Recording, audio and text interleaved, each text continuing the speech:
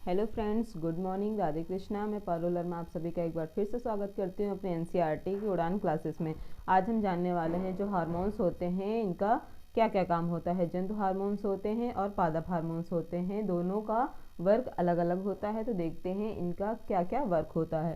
तो चलिए स्टार्ट करते हैं। सबसे पहले बात करते हैं जंतु हार्मोन्स की। ठीक है, जो जंतु होते हैं, मानव होते हैं, उनके बॉडी में जो हार्मोन्स होते हैं स्रावित होते हैं, किन किन पार्ट से स्रावित होते हैं और उनका वर्क क्या होता है। ठीक है, तो सबसे पहले बात करते हैं पीयूष ग्रंथि की। ठीक है, जो हमारी पीयूष ग्रंथि होती है उससे स्रावित होने वाला जो हार्मोन्स होता है वो होता है वृद्धि हार्मोन्स। ये शरीर को डेवलप करने में बहुत मदद करता है। इसी से हमारे शरीर की हाइट जो होती है वो बढ़ती है, और जब इसकी कमी हो जाती है तो जंतुओं में जो वृद्धि का अनुपात होता है, मतलब वृद्धि जो होती है उनकी रुक जाती है। ठीक है, तो पीयूष ग्रंथि से निकलने वाला हार्मोन्स वृद्धि हार्मोन्स होता है और ये शरीर की वृद्धि में सहायक होता है। इंसान की हाइट कितनी है कितनी नहीं है सब कुछ इसी पर डिपेंड करता है, और इसकी जब कमी होती है या फिर इसकी जब कम स्रावित होता है हार्मोन्स पीयूष ग्रंथि से तो वृद्धि रुक जाती है, तो उतनी ही इंसान की फिर हाइट रह जाती है। ठीक है, अगला है थायराइड ग्रंथि। सबसे पहले तो बात करें, थायराइड ग्रंथि जो होती है वो मनुष्य के ह्यूमंस के गले में पाई जाती है। ठीक है, और इससे जो हार्मोन स्रावित होता है वो होता है थायरॉक्सिन हार्मोन्स। ठीक है, इससे स्रावित होने वाला हार्मोन थायरॉक्सिन हार्मोन्स होता है। ये उपापचयी क्रियाओं को नियंत्रण करती हैं, जो हमारे बॉडी में होने वाली उपापचयी क्रियाएं हैं उनका नियंत्रण करती हैं। और जब इसकी कमी हो जाती है तो इसकी कमी से घेंघा नामक रोग हो जाता है, और इस घेंघा नामक रोग के बचाव के लिए हमें आयोडीन युक्त जो भोजन होता है वो करना चाहिए। आयोडीन युक्त जो सॉल्ट होता है वो हमें यूज़ में लाना चाहिए, जिससे हमें इसकी कमी नहीं होती है। थायरॉक्सिन हार्मोन जो होता है एक अच्छी मात्रा में डेवलप होता है, और इसकी कमी से फिर हमें घेंघा रोग नहीं होता है। ठीक, अगला है पैराथायराइड ग्रंथि जो होती है। अगली ग्रंथि है पैराथायराइड ग्रंथि। उससे स्रावित होने वाला हार्मोन है पैराथार्मोन। ठीक है, पैराथायराइड ग्रंथि से स्रावित होने वाला हार्मोन है पैराथार्मोन, और इसमें रक्त में कैल्शियम और फास्फेट को नियंत्रित करता है। जो हमारे ब्लड में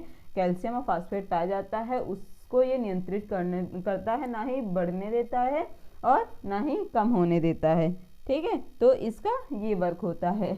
अगली है अधिवृक्क ग्रंथि। अधिवृक्क को एड्रीनल ग्रंथि भी बोलते हैं। इससे स्रावित होने वाला हार्मोन है एड्रीनेलिन। ठीक है, इससे स्रावित होने वाला हार्मोन हनी हटो अधिवृक्क ग्रंथि जो होती है इसका दूसरा नाम है एड्रीनल ग्रंथि। ठीक है, इससे स्रावित होने वाला जो हार्मोन्स होता है वो होता है एड्रीनेलिन। ठीक है, इससे स्रावित होने वाला हार्मोन्स एड्रीनेलिन होता है, जो हमारे बॉडी में स्रावित होता है, और इससे चिंता, तनाव, उत्तेजना, मतलब हम जो गुस्सा करते हैं, हमें जो टेंशन होता है, डिप्रेशन होता है, क्रोध होता है, ठीक है, हम बहुत ही ज़्यादा उत्तेजित मतलब गुस्से में आ जाते हैं किसी भी जो हमारी इच्छा से नहीं होने वाले वर्क होते हैं। ठीक है, तो ये जो हमारे बॉडी में होने वाले चेंजेस हैं, माइंड में टेंशन लेना, तनाव उस ग्रस्त होना और क्रोध करना, गुस्सा होना, ये सारी चीज़ें जब अधिवृक्क ग्रंथि से एड्रीनेलिन हार्मोन स्रावित होता है तभी होता है।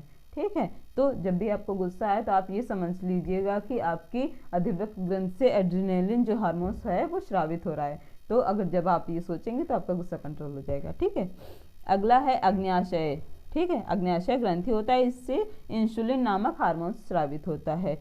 रक्त की शर्करा का नियंत्रण, मतलब हमारा जो ब्लड होता है उसमें शुगर शर्करा का नियंत्रण करता है। ठीक है, जो चीनी होती है एक तरीके से बॉडी में मान लीजिए उसको ना कम होने देता है और ना ही ज़्यादा होने देता है, और जब इसकी कमी होती है तो हमें मधुमेह नामक रोग हो जाता है।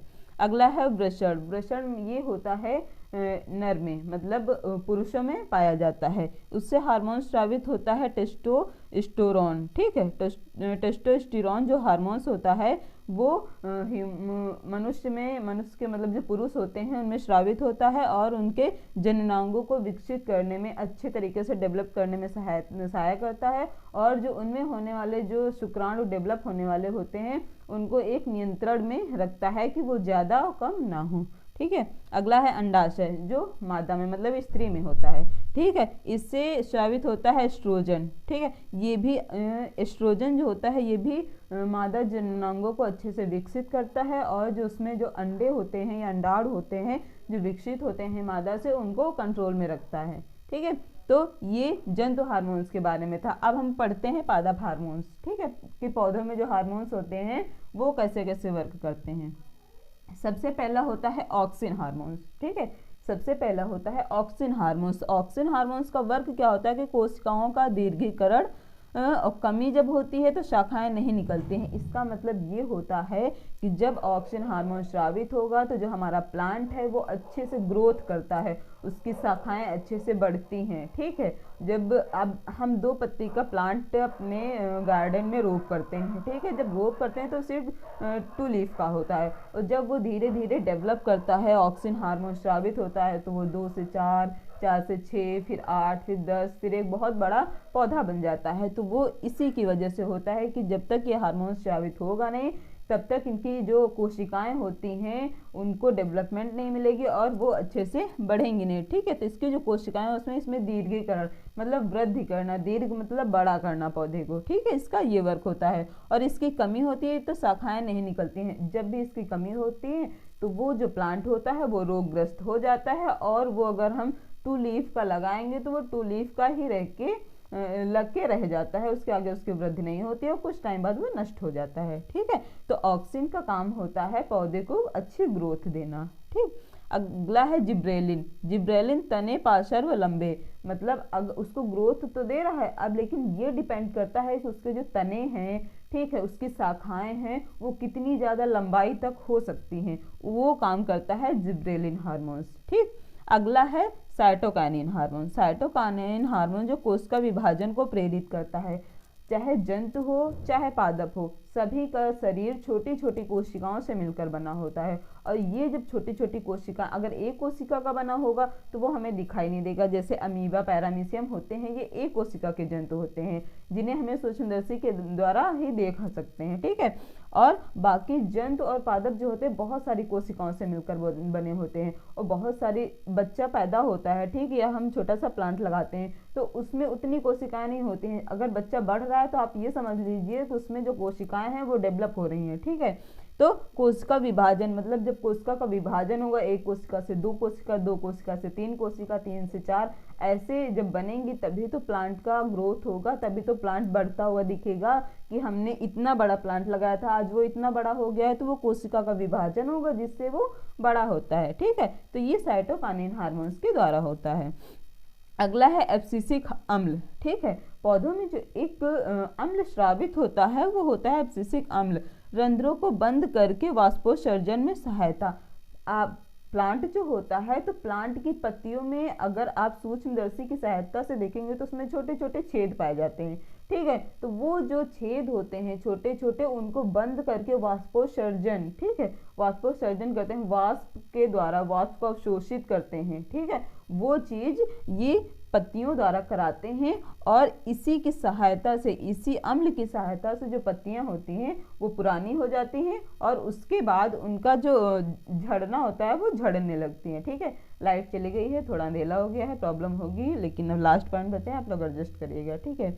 अगला है एथिलोन, ठीक है। एथिलोन होता है कच्चे फलों को पकाना। बहुत जल्दी लोगों को होता है कि जो लोग बिजनेस करते हैं, बड़े बड़े खेती करते हैं, बड़े बड़े बाग लगाते हैं फलों के, ठीक है, उनको बहुत ही जल्दी टाइम पे बेचने के लिए वो लोग क्या करते हैं, उसको प्लांट में ही पकने नहीं देते, ठीक है, उसको अलग से तोड़ के कच्चा रख के उसमें ये एसिथलोन जो होता है, ठीक है, इसको यूज करके उसको बहुत जल्दी से पकाने की कोशिश करते हैं, ठीक है। तो ये लेकिन ये नुकसान भी बहुत करता है। आप आर्टिफिशियल फल को पकाएंगे फिर उसको खाएंगे तो आपके बॉडी को बहुत ज़्यादा नुकसान कराता है। अगर आपको कभी मौका मिले तो आप प्लांट से पका हुआ फल खाइए और एक आर्टिफिशियल पका हुआ फल खाइए, आपको अंतर तुरंत पता चल जाएगा, ठीक है। तो आज की क्लास थी, आज थोड़ा लाइट की प्रॉब्लम है तो उसके लिए सॉरी। बाकी क्लास आपको अच्छी लगी हो, जब आपको लगे कि सब्सक्राइब करने लायक है तब आप सब्सक्राइब करें, लेकिन शेयर ज़रूर कर दें ताकि सब लोग देख सकें, और जब सब लोग देखें उनको लगे कि हाँ ये कुछ यूज़फुल है तो आप चैनल को सब्सक्राइब ज़रूर कर लें। Thank you so much.